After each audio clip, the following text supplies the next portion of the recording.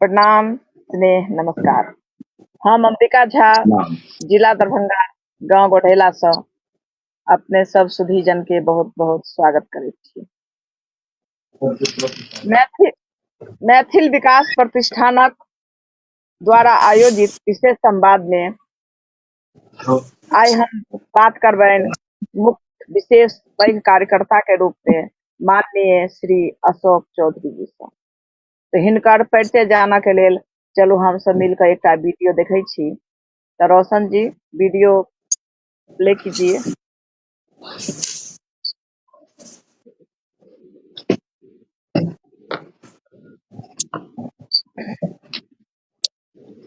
रोशन जी video play कीजिए। आजुक विशेष संवाद कार्यक्रम में हम स्वागत करै छी माननीय श्री अशोक चौधरी जी के। श्री चौधरी जी MBA छथि आ वित्तीय एवं बीमा सलाहकार के रूप में जानल जाइत छथि। निवेशकक लोकनि के नीक लाभ देबाक हिनकर विशेषता अछि। 600 सँ बेसी क्लाइंट बेस हिनकर छनि जे हिनकर भरोसा आ विशेषज्ञता केर परिचायक अछि। व्यावसायिक सफलताक संग संग श्री चौधरी जी सामाजिक क्षेत्र में सेहो अत्यंत सक्रिय छथि। ओ अनेक सामाजिक कार्यक्रम में बढ़ि चढ़ि कऽ भाग लैत छथि। मैथिल विकास प्रतिष्ठान सँ 2019 सँ जुड़ल छथि आ एक संग 30 गोटे के संग सदस्य बनल छलाह। हिनकर समाज सेवा के प्रति समर्पण के दर्शाबैत अछि। MBP केर कोर कमेटी सदस्य के रूप में संस्था के लेल सक्रिय भूमिका निभा रहल छथि। छात्र मार्गदर्शन कार्यक्रम में हमेशा सहयोग दैत छथि आ नव पीढ़ी के मार्गदर्शन करबाक प्रति पूर्ण रूपेण प्रतिबद्ध छथि। हम सब जोरदार ताली बजा कऽ आजुक अतिथि श्री अशोक चौधरी जी के स्वागत करैत छी। तो आइ हिनकर देखलहुँ कि कतेक पैघ हिनकर परिचय छनि, कतेक नीक ई काज कऽ रहल छथि। तो सब गोटे आब हिनका से जुड़ै छी।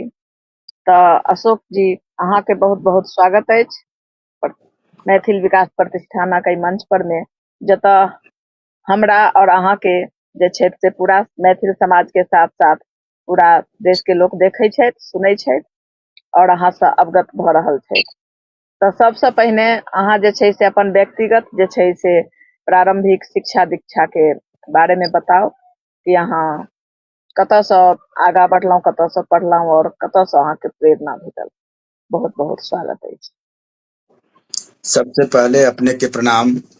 सभी फेसबुक से जुड़े हुए तथा अन्य माध्यम से जुड़े हुए जितने भी मैथिल विकास प्रतिष्ठान एवं अन्य सभी लोगों को आज हनुमान जयंती की हार्दिक शुभकामना जन्मोत्सव पर।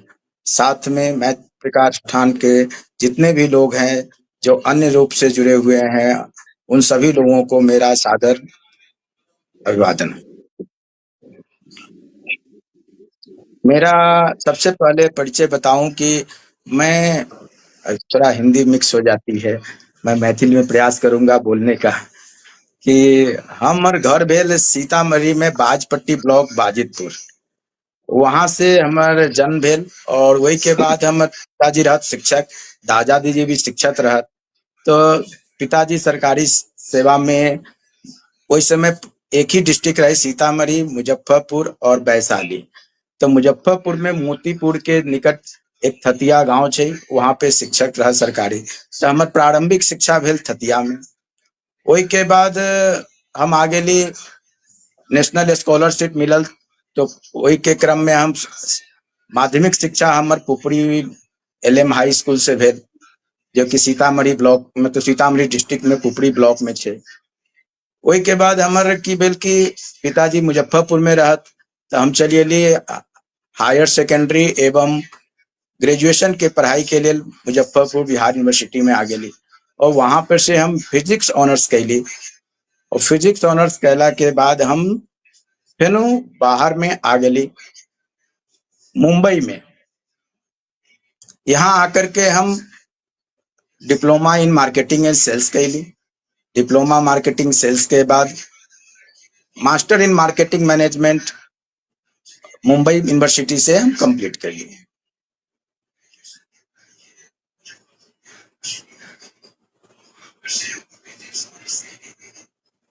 बहुत नीक।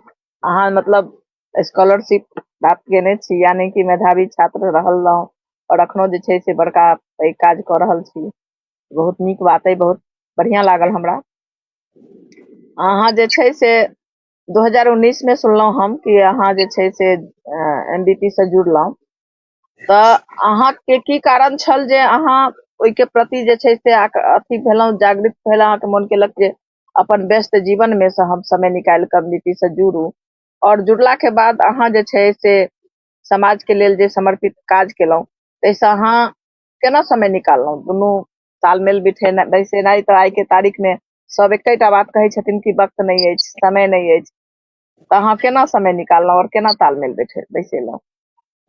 समय नहीं छै, ये एक बहाना छै। मनुष्य एक सामाजिक प्राणी है सबसे पहले। और नागरिक शास्त्र में 8वां क्लास में मैंने पढ़ ली कि नागरिक शास्त्र में बतल गई मनुष्य एक सामाजिक प्राणी है। वो पैदा तो होता है परिवार में और फिर वो समाज से जुड़ता है और समाज के बिना आदमी का कोई महत्व ही नहीं है। तो सबसे पहले आर्थिक रूप से लोग चाहे छे शुरू में तो पढ़ाई के रूप में कि अपन बिजी रहे छे, ओहि के बाद धीरे धीरे जीवन यापन के क्रम में लोग जुड़ जाए छे।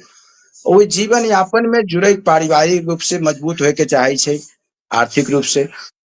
लेकिन साथ में की जरूरत है कि समाज से जब तक आदमी जुड़ते न तब तक ओकर कोई महत्व न छे।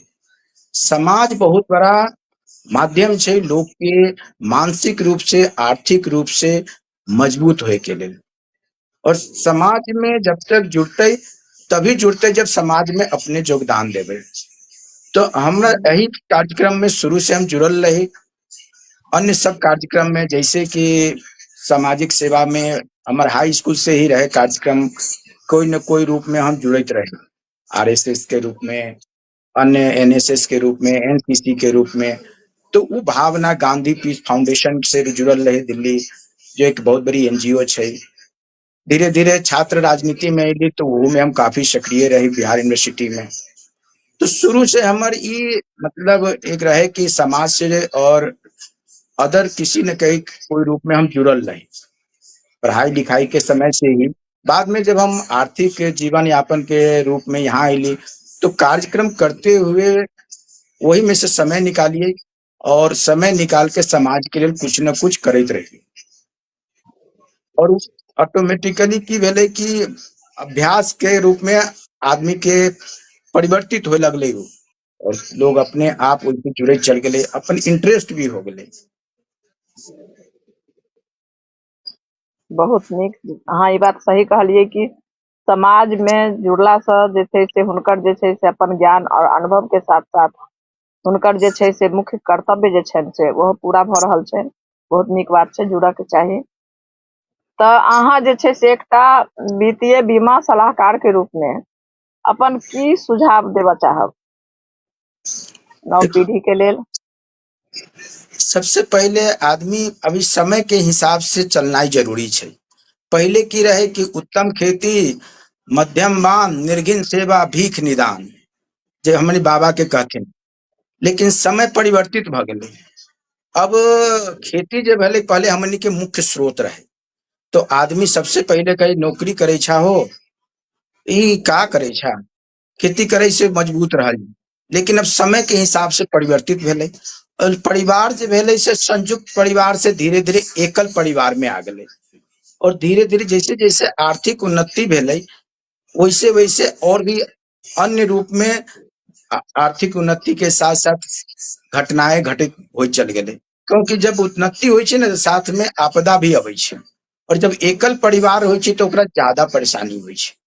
तो बीमा और बीमा के साथ साथ निवेश, ये दोनों के बहुत ही मुख्य भूमिका छै। बीमा एहि लेल जरूरी छै कि अहाँ कोई भी कार्यक्रम कर रहल छी और अहाँ परिवार में एकल छी, अब कोई दुर्घटना भ गेलै तो ओकर जिम्मेवार के होते? कैलाकि आदमी आजकल एकल परिवार है, आर्थिक रूप से अब धीरे धीरे उतना संयुक्त रूप से मजबूत ना है। और निवेश में भी ये प्रॉब्लम भेलै कि पहले रहे लोग संयुक्त परिवार रहे, इनकम के स्रोत ज्यादा रहे, तो वही समय की करे कि खेती में, जमीन में इन्वेस्ट करे के लोग और सोर्स में। अब निवेश के लिए बहुत सारे अन्य सारे उपाय आ गए, वही उपाय के समय के हिसाब से लोग अगर इन्वेस्ट कर रहा है तो ओकरा ज्यादा से ज्यादा आर्थिक उन्नति हो रहा है। तो समयानुकूल अपना आप के परिवर्तित करके निवेशित रहा और इंश्योर्ड रहा बीमित। जैसे कोई आज मान लो कोई बड़ी बीमारी हो जाए छे और ओकरा पास 10 लाख 20 लाख खर्चा आ गए और वो जमा करने रखले है, कोई शादी के लिए कोई पैसा रखले है, कोई रखले है अपना बच्चा के पढ़ावे के लिए। अगर ओकरा पास नहीं कि सारा पैसा आज गांव में जाके हम देख रहा छी, पहले हमर गांव से 40 किलोमीटर दूर पे रहे कैंसर के वो के भेल रहे, तो हम सुनिए कि अरे 40 किलोमीटर दूर कैंसर भ गए। अब जहाँ रहे छी तो पता चले छी एक सोसाइटी में, एक गांव में 4 गो पेशेंट छे, तो के पूरा आर्थिक जितना छे झकझोर दे छे और वो फिर से गरीब हो जाए छे।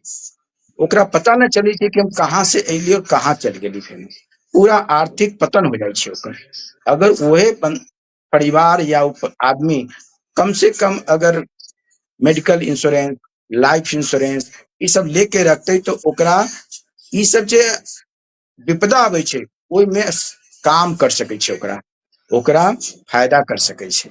ई बतानाई लोग के समझनाई जरूरी छे आज के समय में, आज के माहौल में।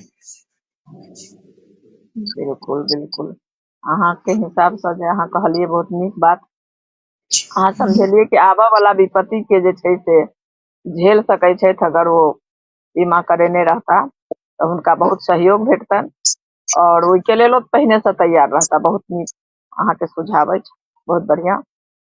अहाँ जे छै से मैथिल विकास प्रतिष्ठान में कोर कमिटी के प्रमुख सदस्य छी, तो अहाँ के ओइ में प्रमुख दायित्व की अछि और अहाँ के दृष्टि में एमबीपी के मुख्य बात चाहिए की अछि?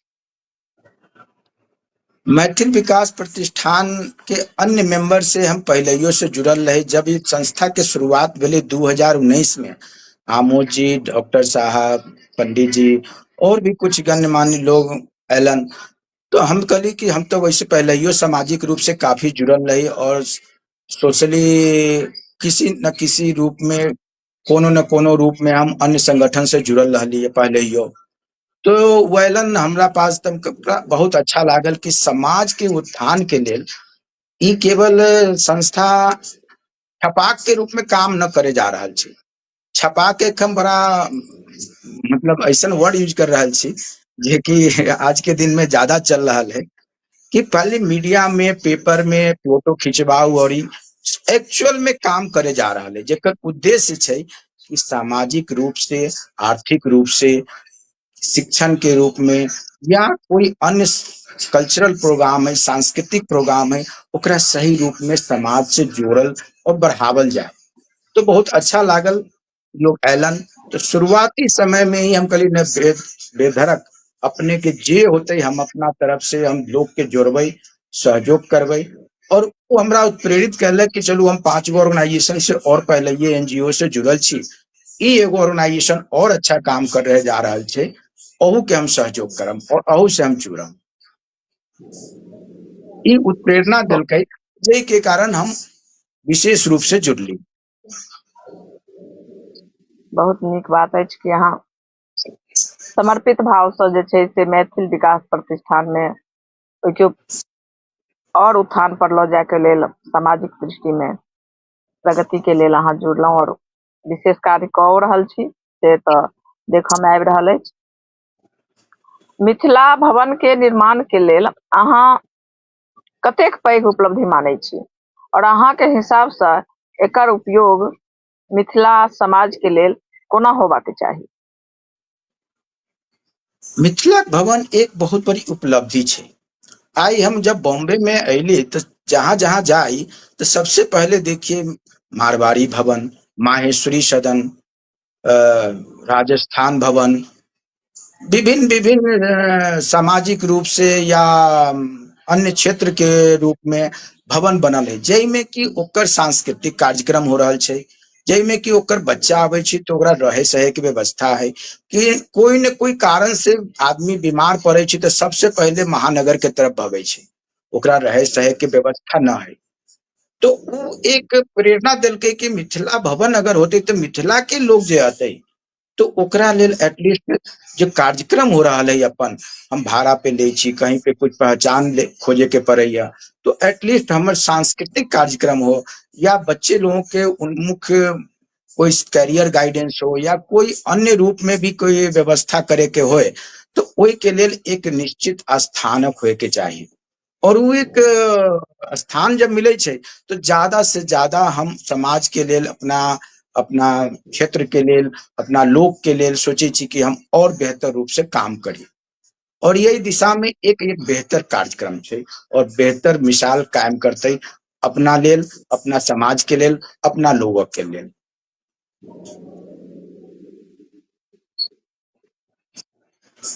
बहुत नीक। अहाँ जे छै अहाँ के अनुभव से अहाँ की मानैत छियै एमबीपी मिथिला युवा पीढ़ी में और कोना जोड़ि रहल अछि जे मैथिल समाज के जे छै एमबीपी और की सुधार क सकै छियै एहिमे जे युवा युवा पीढ़ी पीढ़ी और के बढ़िया से जुड़ता। जी युवा पीढ़ी के लेल आज के युवा पीढ़ी पहले से ज्यादा आईटी के कारण और सोशल मीडिया के कारण ज्यादा अवेयर छै, लेकिन एक चीज छै जे लोग सोशल मीडिया पे आ गए, जानकारी भ गए बहुत कुछ, लेकिन ओकरा सही ढंग से बहुत कुछ जानकारी नहीं छै।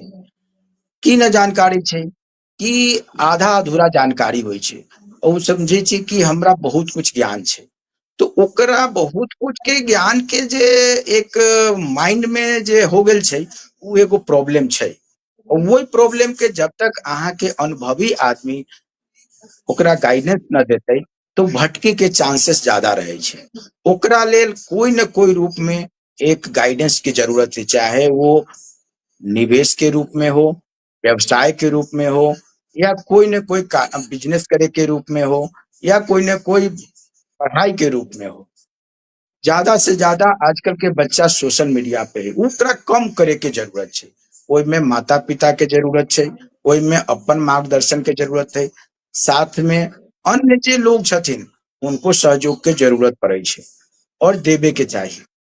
लेकिन आज के युवा पीढ़ी बहुत ही अच्छा छै, वो आगे बढ़े के उनका अंदर भावना छै पहले के अपेक्षा काफी अच्छा छै, लेकिन माहौल देखे छै बच्चा में कंपटीशन के भावना छै, अच्छा दोसर करत तो हमहू करम, हम करम तो दोसरो करते, तो ई एक अच्छा प्रेरणा छै उस समय। लेकिन गाइडेंस के जरूरत है, भटकाव भी बहुत जल्दी हो छै। 14 से 24 साल के जो उम्र हो छै वो अच्छा बने के लिए भी हो छै और बिगड़े के लिए भी हो छै। वही समय ओकरा जितना अच्छा से सहयोग करके प्रेम से पहले के माहौल न छै ओकरा सहयोग करके प्रेम से समझा करके ही बढ़ायल जते तो बहुत आगे बढ़ सके छै बच्चा आज के और युवा पीढ़ी। बिल्कुल नीक बात बजलहुँ अहाँ। मिथिला भवन बनेला के बाद अहाँ की एहन आयोजन आ पहल करऽ चाहब, देखऽ चाहब जे मैथिल समाज के और एकता बद्ध करऽ में सहायक हुए? मिथिला भवन बनला के बाद सबसे बड़ा चीज है जे अपन जे एरिया के जो कल्चरल प्रोग्राम छै, अपना समाज के कल्चरल प्रोग्राम छै, अपना समाज के संस्कार संवर्धन एहि के लेल ज्यादा से ज्यादा लोगों के जोड़े के जरूरत छै, ओहिमे प्रोग्राम करे के जरूरत छै कि एहि के कारण की होते युवा पीढ़ी ज्यादा जुड़ते। क्या युवा पीढ़ी छै उ विमुख हो चुकल छै बहुत सारा, ओकरा पता न छै कि हमर संस्कृति की छै और हमर संस्कार की छै। तो संस्कार जे होइ छै से विरासत में मिले छै और विकास भी चाहिए और विरासत भी चाहिए। तो विकास और विरासत दोनों चाहिए, तो वही के लिए ओकर ज्यादा से ज्यादा प्रोग्राम होए के चाहिए ओहि में, चाहे वो कोई भी रूप में हो। हमर मैथिल के बहुत सारा मिथिला के प्रोग्राम चलै छै, चाहे वो कल्चरल प्रोग्राम में गायन हो, वादन हो, हर सब कार्यक्रम हो छै, ओकर ज्यादा से ज्यादा ओहि में आयोजन हो। साथ में कैरियर गाइडेंस में केवल कैरियर गाइडेंस ही नहीं, प्रोफेशनल के कैसे आगे बढ़ायल जाए, ओकर वहां पे सेमिनार हो, ओकर कैसे आगे और ज्यादा से ज्यादा टेक्निकल कोई प्रॉब्लम है तो वही में सहयोग हो। साथ में शिक्षा के साथ साथ मेडिकल कैंप में जो आज साल में एक बार हो छै, तो वही में और भी कुछ और जब कैंप के व्यवस्था वहां पे हो रहा है, डॉक्टर साहब के बहुत बड़ा सहयोग है अपन मैथिल विकास प्रतिष्ठान में। लेकिन वही के साथ अपन जब भवन रहते तो वहां पे और ज्यादा हम कुछ और रूप में डॉक्टर साहब के ऑन फील्ड के भी डॉक्टर के बुला करके, चाहे वो कोई भी क्षेत्र हो, उनको बुला करके वहां पे हम प्रोग्राम रख सकते हैं। रखने के रखला के बाद की होते कि ज्यादा से ज्यादा लोग जुड़ते और ज्यादा से ज्यादा लोग के भला होते। भला हो ने तो ऑटोमेटिकली लोग जुड़े छै, ओकरा कहे के जरूरत न पड़े छै।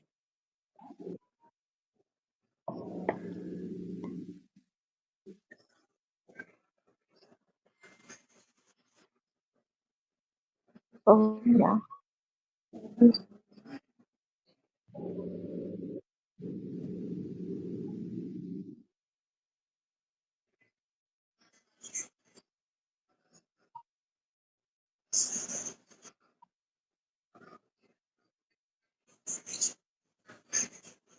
अच्छा, मिला के चाहिए और बहुत अछि। और यहाँ के पर्सनल जे अहाँ के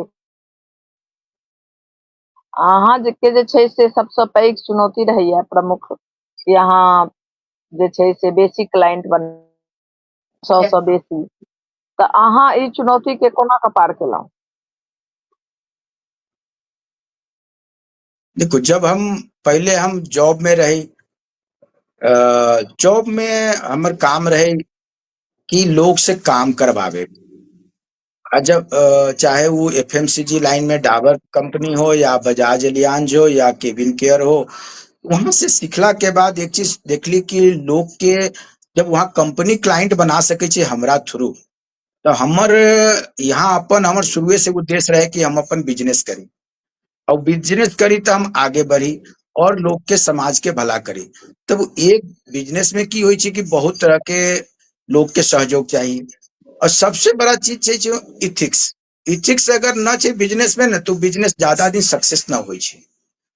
तो नैतिकता जहाँ खत्म हो गए और ट्रांसपेरेंसी जहाँ खत्म भ गए, तो बिजनेस कोई मतलब ना है, वो थोड़ा दिन के लिए हो। तो हम जब बिजनेस में उतरली तो हमार काफी सारा दोस्त रहत जॉब में या अन्य रूप से किसी न किसी रूप में जुड़ल रहत, सब लोगों ने बहुत अच्छा सहयोग दिलन। एहन सहयोग दिलन कि वो कंपनी जितना कंपनी रहे, चाहे वो फार्मा कंपनी रहे, वो जीएम बन गलन हमार दोस्त, कोई दोस्त बन गलन मार्केटिंग मैनेजर, वो सब सहयोग करन कि अशोक जी आइए, हम आपको बुलाते हैं, आप कंपनी में मिलिए, हम आपको सहयोग देंगे। वो बहुत बड़ा हमरा मोटिवेशन के काम कैलक। जबकि 2008 में हम शुरुआत कैली, मार्केट बहुत ही डाउन स्थिति में रही, साथ में हम चले रही, और एक साल में ही मार्केट में लेमन ब्रदर कांड भ गए। लेकिन फिर भी लोग के सहयोग, मित्रों के सहयोग, साथ करके अपन आत्मबल जय के कारण हम में जुड़ली, और जुड़े जुड़े की भेले कि हम इथिकली रूप से बहुत ही ट्रांसपेरेंसी रूप से बहुत ही क्लियर रही।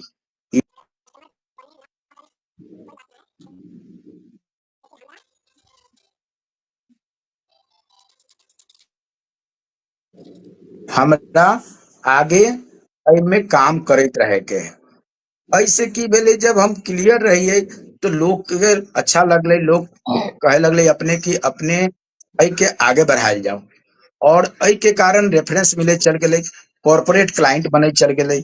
और हम एक चीज लेके न चलती, हम कहली कि केवल हमारा काम इंश्योरेंस ही नहीं है, इन्वेस्टमेंट म्यूचुअल फंड ही नहीं है, इससे रिलेटेड जितना सारा काम छे, एक कस्टमर की होय छे कि सबसे बड़ा ओकरा चाहिए एक ही जगह पे सब सुविधा मिले और विश्वास पात्र आदमी मिले जे हमर काम के हैंडल कर सके। आज के दिन में सब लोग बहुत बिजी छे और सबके चाहिए एक अच्छा कुशल वित्तीय सलाहकार। वही रूप में जितना लोग छे तो वो रेकमेंड कलके हमरा और रिकमेंडेशन की भेले कि बढ़े चल गए। तो यही एक बिजनेस में की होय छे, तीन बिजनेस जो है इससे बहुत बड़ा एक डिफरेंट टाइप के बिजनेस है। एक वित्तीय सलाहकार छे, एक डॉक्टर के बिजनेस छे और एक टीचर के बिजनेस छे, कोचिंग जगह कहे छे। ओहिमे ज्यादा रेफरेंस काम करे छे। तो रेफरेंस कब काम करे छे? मांगे के जरूरत न, जब अहाँ के रिकमेंड करे कोई दोसर, अहाँ के गुणवत्ता के आधार पे, अहाँ के व्यवहार के आधार पे, अहाँ के सही ट्रांसपेरेंसी के आधार पे, तो ऑटोमेटिकली बढ़े चल गए। और आई ईश्वर के कृपा से हम 600 ना 1000 फैमिली के कैटर कर रहा छी। मुंबई में ही नहीं, ऑल ओवर इंडिया में। इवन हम एनआरआई क्लाइंट के भी हम हैंडल करे छी। बहुत नीक बात अहाँ कहलहुँ, बहुत बढ़िया से अहाँ अवगत करेलहुँ एहि बात के लेल।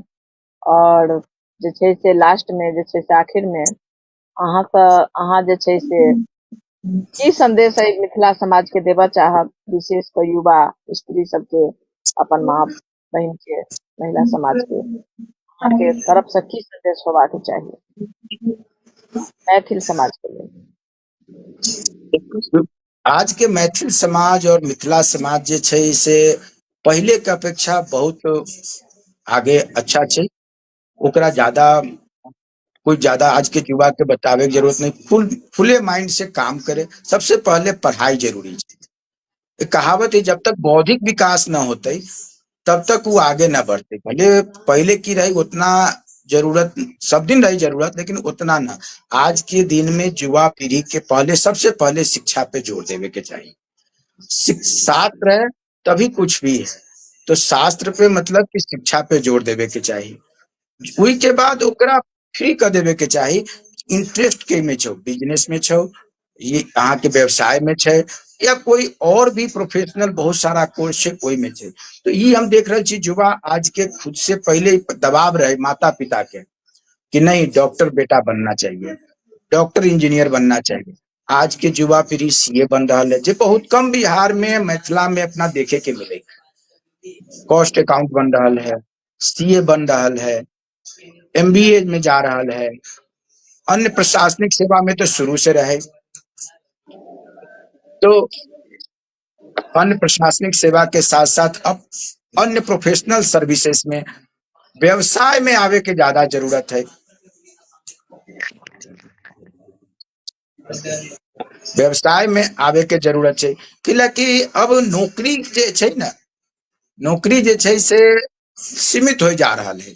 आर्टिफिशियल इंटेलिजेंस, अब बहुत सारा टेक्नोलॉजी के युग आ गए, तो लोग के लिमिटेड अब नौकरी रहते, सरकारी हो या प्राइवेट हो। तो युवा पीढ़ी के अपना व्यवसाय, भले वो जैसा भी व्यवसाय हो, व्यवसाय अति उत्तम है।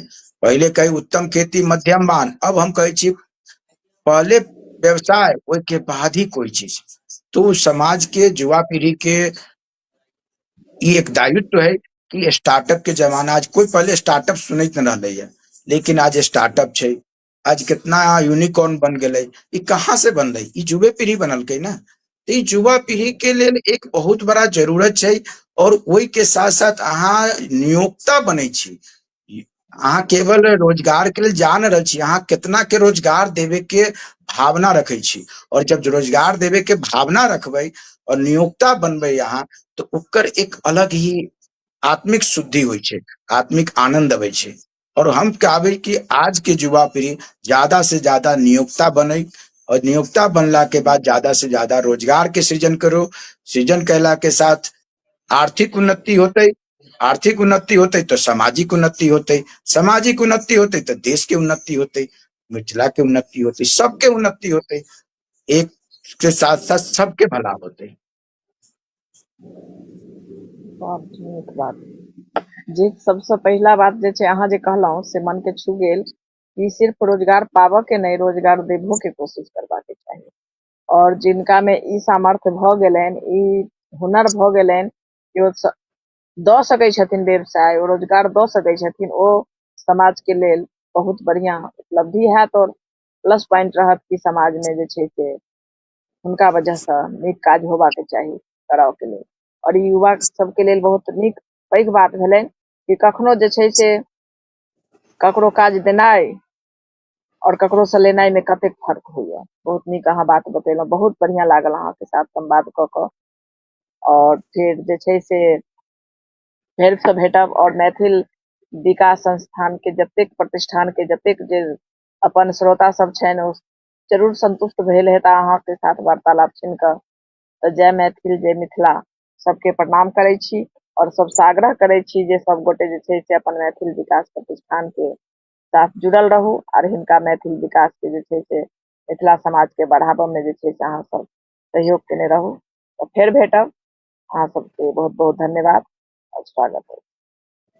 जय मैथिल जय जय मिथिला। जय हो।